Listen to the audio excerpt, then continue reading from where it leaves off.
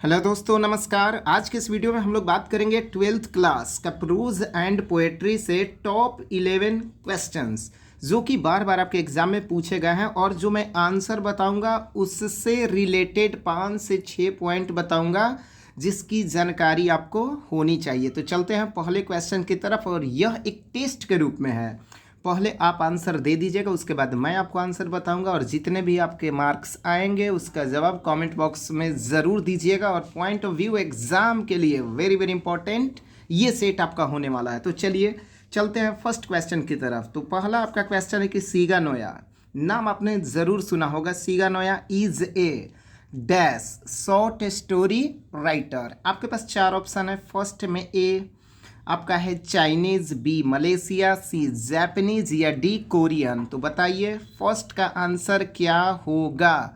सीगा नोया is a dash short story writer. जी हाँ, आपने आंसर दे दिया होगा। आपने कहानी ज़रूर पढ़ा होगा, बढ़िया से पढ़ा होगा, जिसमें एक इम्पॉर्टेंट कैरेक्टर है जिसका नाम क्या है भाई, सेबी। तो पहले इसका आंसर मैं बता दूं, फर्स्ट का आंसर आपका हो जाएगा सी जैपनीज। अब बात करते हैं सीगा नोया जी के बारे में, कुछ बातें करते हैं तो ध्यान से सुनिएगा। सबसे पहले इनका जन्म 1883 1883। यदि आपके पास कॉपी और पेन है तो नोट कर लीजिएगा इनका जन्म कब हुआ। तो नोट कर लीजिएगा 1883 1883। और इनका निधन कब हुआ 1971। ये इंपॉर्टेंट पॉइंट आपका, ये नोट कर लीजिएगा। अब बात करते हैं उस कैरेक्टर के बारे में जिस पर ये पूरी की पूरी कहानी है। सेबी कितने साल का है, ये भी कई बार आपका पूछा है। तो 12 साल का, याद रखिएगा। सेबी कितने साल का लड़का है, 12 साल का है। और वो प्राइमरी स्कूल में पढ़ता है। कौन से स्कूल में, प्राइमरी, नोट करते चलिएगा। और रहता कहाँ है भैया, हार्बर टाउन। कौन सा टाउन, हार्बर टाउन। और वो क्या है भाई, एक आर्टिस्ट है, ठीक है। इसमें एक फल का जिक्र है जिसका नाम है गॉड, GOURD। गॉड मीन्स फल।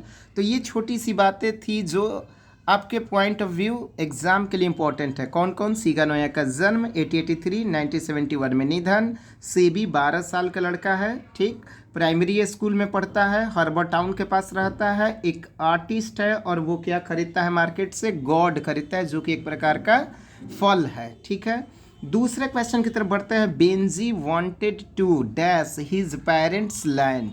अब देखिए बेंजी ये भी एक इम्पॉर्टेंट कैरेक्टर है। इस चैप्टर से क्वेश्चन आपके पूछे जाते हैं। तो आपके पास ऑप्शन 4 है। Option A land, B buy, C give या डी सेल। तो बताइए इसका आंसर क्या होगा। चलिए दूसरा का आंसर आपने दे दिया होगा। जी हाँ, तो आंसर इसका क्या होगा, सेकंड का आंसर आपका हो जाएगा option D is the right answer. अब बात करते हैं बेंजी। ये जो कैरेक्टर है दी अर्थ, जो चैप्टर है उससे है भाई।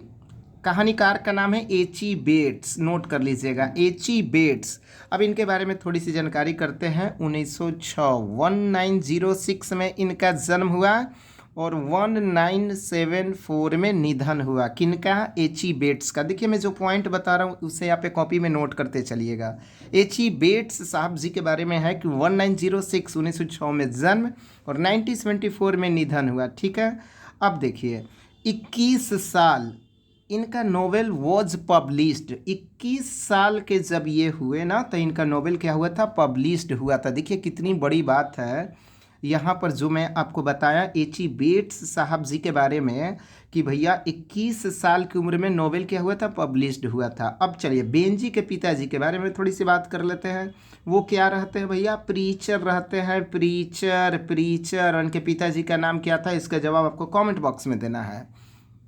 अब चूंकि आपने कहानी पढ़ा होगा तो बेंजी जो है ना एक मंदबुद्धि बालक है। तो उसके पिता किसान रहते हैं, डॉक्टर के पास ले गए तो डॉक्टर ने उसे किस काम में बोला था भैया, मुर्गी किसी काम में लगा देने के लिए बोला था। तो उसके पिताजी ने भाई गरीब थे तो बोले ना कि चलो इसको मुर्गी के व्यवसाय में ही लगा दिए। तो सबसे पहले उसको 1 डजन हेन, याद रखिएगा, 1 दर्जन मुर्गी उसको दिया गया था। ये कई बार एग्जाम में पूछा है। और उसका जो शादी हुआ था, जिसको ब्याह कहते हैं भोजपुरी भाषा में, वो फ्लोरेंस नाम की महिला से हुआ था। किसके ना, कौन सी उस औरत का क्या नाम था भाई, फ्लोरेंस था, ठीक। ओके चलिए तीसरे क्वेश्चन की तरफ बढ़ते हैं। Pearl S Buck was dash an by birth. क्या थी भाई, A African, B Indian, C British या डी अमेरिकन? बताइए। Pearl S Buck, India through travels I. तो जी हाँ, इसका आंसर क्या हो जाएगा? थर्ड का answer option D is the right answer, American. ठीक है, चलिए इनके बारे में बात करते हैं। इनका जन्म कब हुआ भाई? 1892, 1892। और ये देखिए, इंडिया आई थी घूमने, to see and listen to two groups of Indian people. ये वेरी वेरी इंपॉर्टेंट पॉइंट आपके लिए है। देखने के लिए, सुनने के लिए दो प्रकार के जो भारतीय लोग टू ग्रुप्स में जो बटे रहते हैं ना, उनके बारे में जानने के लिए आए थे। ठीक है, और ये चाइनीज़ यूनिवर्सिटी में पढ़ी थी। कौन सी यूनिवर्सिटी में? चाइनीज़, याद रखिएगा, पॉल्स बक चाइनीज़ यूनिवर्सिटी में पढ़ी थी। और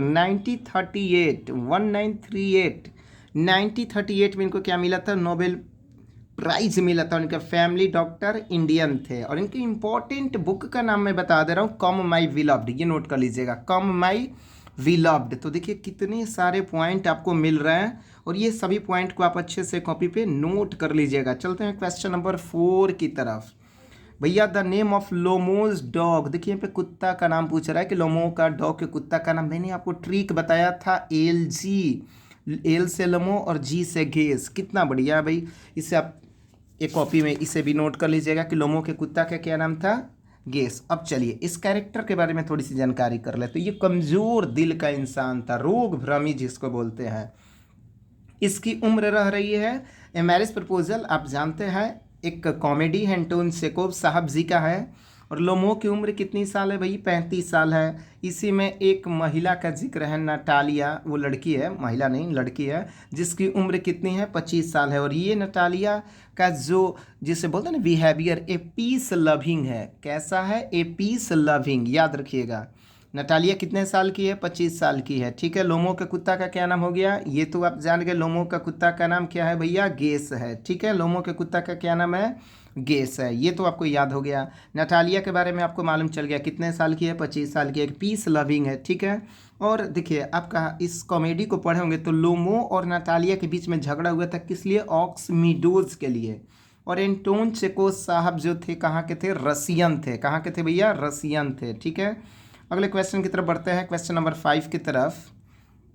the line not the hope the world can show a fitter love for me is from. बहुत आसानी क्वेश्चन थे, सबको एक आंसर सही होगा, D sweetest love I do not go. John Donne साहब जी के बारे में है। जॉन डॉन साहब ji sweetest love I do not go लिखे हैं। और जॉन डॉन मेटाफिजिकल पोएट के नाम से फेमस है। और इनकी पत्नी का नाम था एन ए मोर, जिसे वे बेहद ही प्रेम करते थे।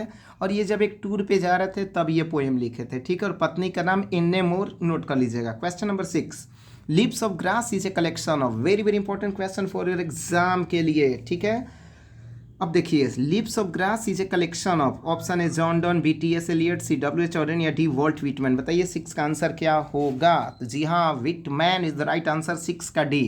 तो व्हिटमैन अमेरिकन पोएट, जन्म कब हुआ? 1819, और निधन कब? 1892, 1892। ठीक है, देखिए व्हिटमैन जी का जिक्र है आपके पोएट्री में 37 ईयर्स का, नोट कर लीजिएगा। और कुछ मैं लाइन आपको बता रहा हूँ, आई हर्वर फॉर गुड और बैड, ये नोट कर लीजिए एक्सप्लेनेशन के लिए। आई हर्वर फॉर गुड और बैड या I permit to speak at every hazard, ये दोनों लाइन को अच्छे से नोट कर लीजिएगा। आई हर्वर फॉर गुड और बैड, और दूसरा लाइन है permit to speak at every hazard. ठीक है, और आपको मालूम है लीव्स ऑफ ग्रास, क्या मालूम है भाई? लीव्स ऑफ ग्रास और ड्रम टेप्स।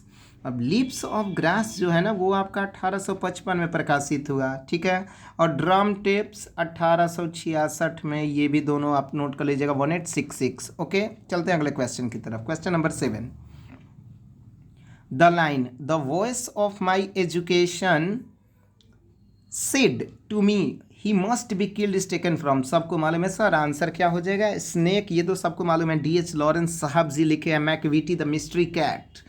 ठीक है, Macavity the mystery cat. Macavity क्या है? एक बिल्ली है। T S Eliot. अब देखिए टी एस एलियट जी के बारे में, नोबेल प्राइज़ कब मिला? 1948 में मिला, नोट कर लीजिए 1948 में। और ये कौन सी सेंचुरी के थे भैया? 20वीं सेंचुरी के थे। Humorous poem. ठीक है, और ये कंपेयर्स किए थे बिल्ली का, किससे किए थे? नेपोलियन से। किससे किए थे? नेपोलियन से। ये पॉइंट भी नोट कर लीजिएगा। और जो बिल्ली थी ना, फुल ऑफ क्या थी भाई? डिसीटफुल, एकदम, मतलब ना बोलते छल कपट, एकदम क्या कहें अब हम, जो देखिए बेहद ही छल कपटी इंसान, जैसे कि आज के बहुत सारे लोग हो गए हैं, बिल्कुल छल कपट भरा पड़ा है। एक्सप्लेनेशन की बात करें, important line, he is broken every human law, मतलब सब कानून नियम को सब ना बोलते हैं ताखा पर रख देना, सब इधर उधर गड़बड़ कर देना, ठीक है, उसके यही काम में रह गया था।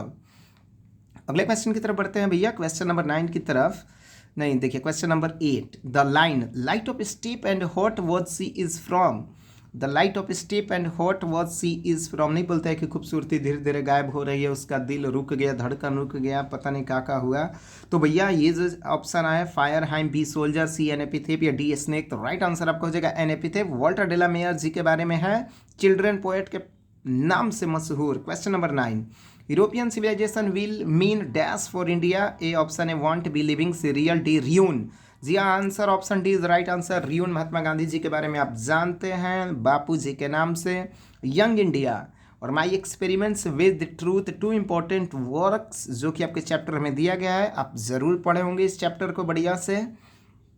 Question number 10, Macavity is an, option है outlaw, B criminal, C looter, D diplomat. Right answer आपका हो जाएगा ऑप्शन है इज द राइट आंसर।